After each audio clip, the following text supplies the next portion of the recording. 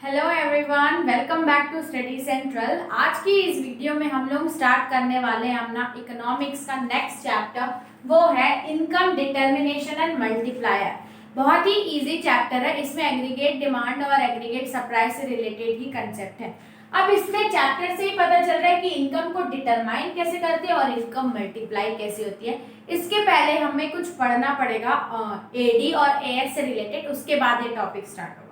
Generally अभी तक केन्सियन की थ्योरी के हिसाब से कि इक्विलिब्रियम कब अटेन होता है। इक्विलिब्रियम जब अटेन होता है, इसका मतलब जब एग्रीगेट डिमांड और एग्रीगेट सप्लाई इक्वल हो। कब?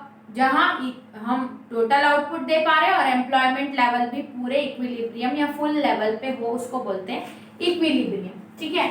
अब इसको पढ़ने के डिटर्मिनेशन ऑफ इक्विलिब्रियम लेवल के दो अप्रोचेस। इक्विलिब्रियम कब अटेन होता है? जब इक्वल होता है।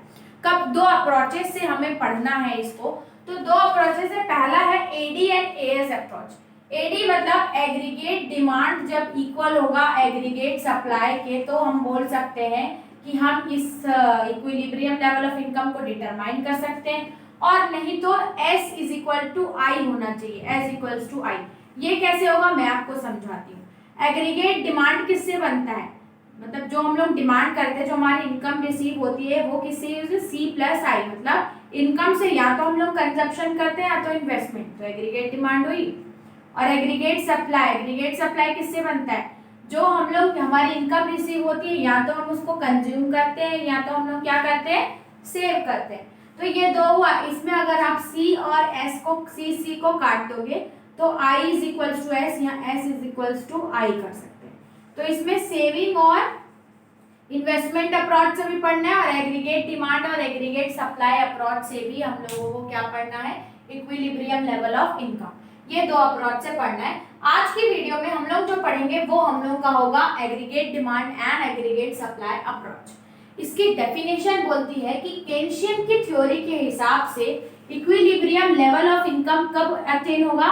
इन एन इकोनॉमी इज डिटरमाइंड जब एग्रीगेट डिमांड जो रिप्रेजेंट कर रहा है C plus I curve is equals to total output. जो हमारा एग्रीगेट सप्लाई टोटल सप्लाई कर रहे हैं उससे इक्वल होना चाहिए एडी। अगर मैं इजी लैंग्वेज में बोलूं तो एडी इक्वल्स टू एएस होना चाहिए।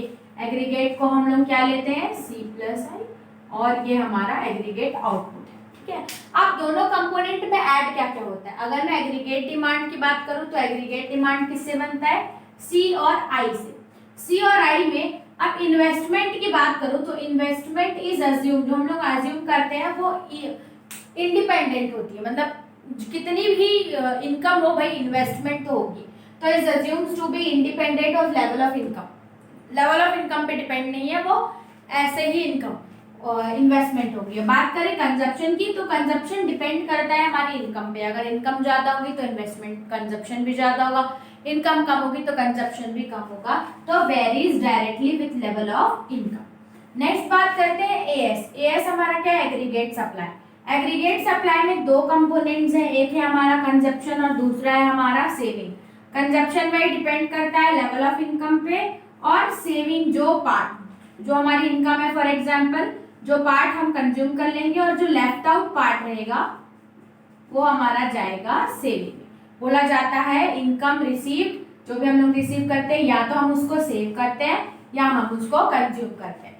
तो ये दो हमने पढ़ लिया, इसकी अप्रोच से होगा। अब इसका आप इसको लिखो, तब तक मैं इसका स्केड्यूल बनाती हूँ। उसके बाद डायग्राम से, ग्राफ से, कर्व से देखते हैं कि एक्चुअल में ये होता क्या है। चलिए तो देखते हैं अब इसका कर्व कैसे बनता है। बहुत ही सिंपल है। अगर हम लोग एडीएस अप्रोच से इक्विलिब्रियम देख रहे हैं तो पहले हमें स्केड्यूल बनाना पड़ता है। स्केड्यूल में क्या क्या है? हमने एडी और एएस लिया है, उसके कंपोनेंट्स पता है। एडी के सी प्लस आई होता है, एएस के सी प्लस एस होता है। तो आपको एम्प्लॉयमेंट लेनी है। एम्प्लॉयमेंट के बाद फिर इनकम है, कंजप्शन, इन्वेस्टमेंट, सेविंग, इन्वेस्टमेंट, ये चारों लेने। अब एम्प्लॉयमेंट को आप 0 से 60 तक लेंगे, इनकम वही 0 से 100, 200, 300 ऐसे करके 600 लेना है। इसको 10, 20 थे 60 लेना है, इसको 600। कंजप्शन हम लोग बहुत सारे ग्राफ में देखे, कंजप्शन को आप 40, 80 का गैप रखेंगे इसमें। ठीक है। 40, 120, 200, 280, 360, 440, ये इस तरीके से। सेविंग इसको देख लीजिएगा क्या है, माइनस में जा रहा है, फिर 0, फिर ये दोनों का डिफरेंट 20, 40, 60, 20 का अंतर है, ठीक है, देख लेना। उसके बाद इन्वेस्टमेंट सेम रहेगी, no matter what income is, income जो भी है ये 40 रहेगी। अब एडी कैसे निकालते हैं, कंजप्शन प्लस इन्वेस्टमेंट, कंजप्शन और इन्वेस्टमेंट को आप प्लस करते जाएंगे तो आपको एडी मिल जाएगा। अब एग्रीगेट सप्लाई एएस कैसे निकालेंगे, कंजप्शन प्लस एग्रीगेट सप्लाई, इसको अगर आप प्लस करते जाएंगे तो आपको मिल जाएगा। अब मेरे पास एडी आ गया, मेरे पास एएस आ गया। अब मैं कंपेयर करूंगी, क्यों, क्योंकि मुझे इक्विलिब्रियम चाहिए ना, एडी एस अप्रोच से एडी और एएस क्या होनी चाहिए, equal, AD and AS is equal, क्या, तो मैं कंपेयर करूंगी। ये वाला अगर मैं देखूं तो इसमें AD is greater than AS, ठीक है, 160 ये भी ग्रेटर है, इसमें भी एडी ग्रेटर है, इसमें भी है। लेकिन अगर मैं ये वाला देखूं, दिस वन, ये वाला अगर हम लोग देखें तो इसमें क्या है, एडी इक्वल्स टू एस है, ये भी 400, ये भी 400, मतलब ये इक्विलिब्रियम बन रहा है ना, एडी इक्वल्स टू एस, दोनों सेम है, दोनों 400 है। अगर आप नीचे देखेंगे तो इसमें AS is greater than AD हो जाएगा, एएस बड़ा दिख रहा है एडी से। अब इक्विलिब्रियम की कर्व की बात करें तो कर्व बहुत इजी होगा, आपको एल बना लेना है। हमें ये पता है कि एएस क्या होता है, एक 45 डिग्री होता है।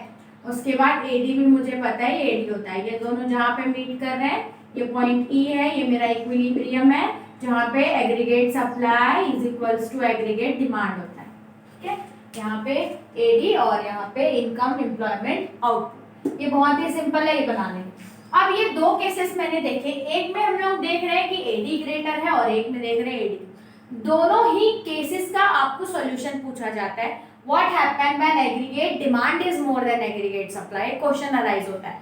तो जब भी एग्रीगेट डिमांड ज्यादा है एग्रीगेट सप्लाई, इसका मतलब इकोनॉमी में हम लोग उतना सप्लाई नहीं कर पा रहे हैं जितना डिजायर्ड है। ज्यादा सप्लाई आने के कारण हमारी इन्वेंट्री स्टॉक पूरी खत्म हो जाएगी और हम लोग क्या करेंगे, एडी ऊपर चल जाएगा, मतलब इक्विलिब्रियम लेवल से ऊपर चले जाएगा एडी। अब इसको वापस इक्विलिब्रियम में लाने के लिए हमें एम्प्लॉयमेंट इंक्रीज करनी पड़ेगी। जितनी ज्यादा हम एम्प्लॉयमेंट क्रिएट करेंगे उतने ज्यादा क्या होंगे, मैन्युफैक्चर्स होंगे, जो प्रोडक्ट बनेगा तो डिमांड मीट हो जाएगी और वापस से हम लोग किस में आ जाएंगे, इक्विलिब्रियम लेवल पे, ठीक है। ये फर्स्ट केस बनता है। सेकंड केस आपसे पूछता है कि what happened when AD AS is more than AD.